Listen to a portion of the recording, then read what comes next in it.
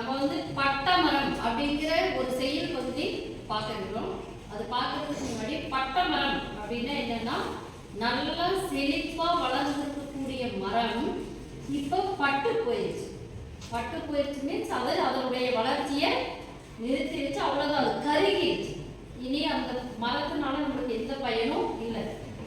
இப்போ அந்த மரம் தன்னுடைய ஆதங்கத்தை எப்படியெல்லாம் சொல்லும் அப்படின்னு ஒரு கவிஞர் கற்பனை பண்ணிட்டு நம்மளுக்கு கொடுத்துருக்கிறது தான் பட்டமரம்.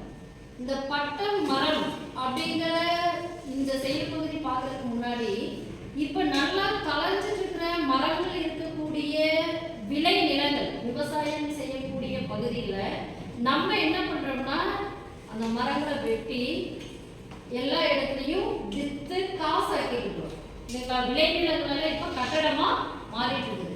இந்த விளைநிலங்கள் கட்டிடமாதல் அப்படிங்கிறதுனால என்னென்ன நம்மளுக்கு விளைவுகள் ஏற்படுது, இதை தவிர்க்கிறதுக்கு நம்ம என்ன பண்ணலாம், விளைநிலங்கள் கட்டிடம் ஆகாம தவிர்க்கிறதுக்கு நம்ம என்னென்ன பண்ணலாம் அப்படின்னு உங்ககிட்ட ஒரு சின்ன ஒரு விவாதம். நீங்க உங்களுடைய கருத்துக்களை என்கிட்ட ஸ்டார்ட் பண்ணிக்கணும். சொல்லுங்க மேம். இப்போ வந்து நல்லா ஒரு விவசாயம் பண்ணிட்டு இருக்க நிலத்தை வந்து நம்ம ஒரு வேலை அழைச்சி பில்டிங் கட்டிட்டோம்னா அங்கே வந்து விவசாயம் நடந்துட்டு இருக்கும். அப்போ ஏதோ ஒரு வழியில் வந்து நம்மளுக்கோ இல்லை மற்றவங்களுக்கோ ஃபுட்டு வந்து அவங்க சப்ளை வந்து கட் ஆகும். உணவு பற்றாக்குறை கண்டிப்பாக வரும். இதனுடைய விளைவு என்னன்னா உணவு பற்றாக்குறை கண்டிப்பா. சொல்லுங்க. இப்போ விவசாய நிலத்தில் வந்து நம்ம கட்டிடங்கள் கட்டுற சொன்ன மாதிரி உணவு பற்றாக்குறை வரும். இன்னொன்று விவசாயிகளுக்கு வேலை கிடைக்காம போகும். சில பேர் கடன் கட்டி கடன் வாங்கி சொந்த நிலம் வச்சிருக்காங்கன்னா அவங்களால கடனை திருப்பி அடைக்க முடியாது. ஸோ அது ரொம்ப பெரிய தலைவலியாக முடியும்.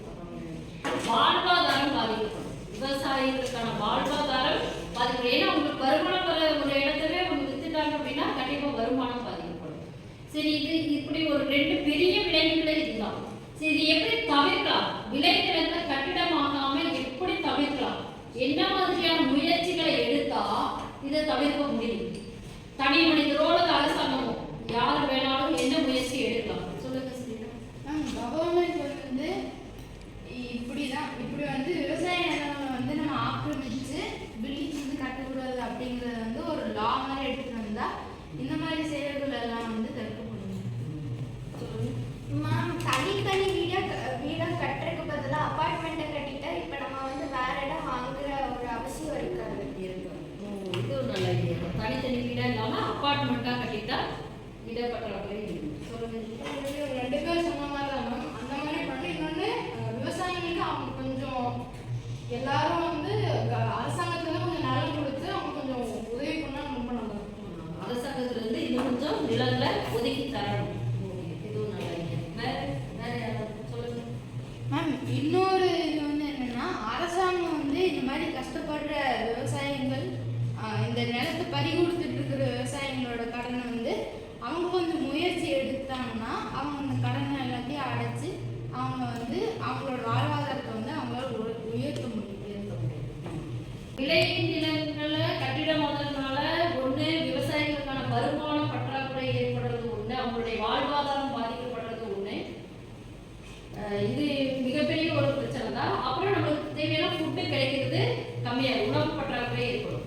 இது பெரிய விளைவுகள். இதை தவிர்க்கிறதுக்கு நீங்க சொன்ன மாதிரி தனித்தனி வீடுகளா இல்லாமல் அப்பார்ட்மெண்டா இருக்கும் போது தனித்தனி வீடு 10 வீடு எடுத்துக்கிற இடத்த அப்பார்ட்மெண்ட் போது ஒரு குறிப்பிட்ட இடம் தான், அதுக்கு மேல மேல வீடு போகும்போது அது ஒரு நல்ல சிறந்த வழி.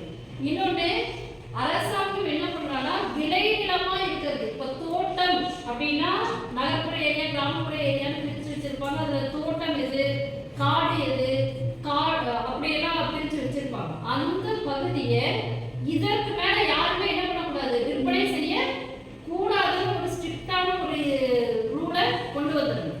தோட்ட பகுதிகளை இங்க என்ன பண்ணக்கூடாது, விற்க கூடாது.